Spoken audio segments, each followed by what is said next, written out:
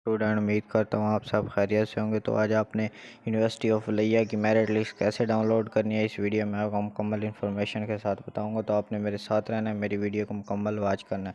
तो सबसे पहले आपने हमारी ऑफिशियल वेबसाइट ppscresults.com.pk पे आ जाना है।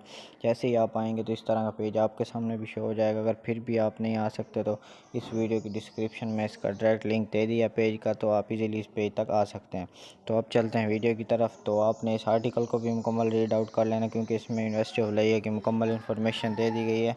तो आपने इधर से स्क्रॉल डाउन करना है। जैसे ही आप स्क्रॉल डाउन करेंगे तो इधर एक टेबल भी प्रोवाइड कर दिया गया है, जिसमें डाउनलोड पीडीएफ का लिंक भी लगा दिया गया और मेरिट लिस्ट के हवाले से इन्फॉर्मेशन भी दर्ज कर दी गई है।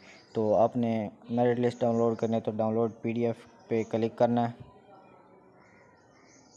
जैसे ही आप क्लिक करेंगे तो आपके सामने ऑफिशियल पेज शो हो जाएगा, यूनिवर्सिटी ऑफ लिया की मेरिट लिस्ट डाउनलोड करने वाला।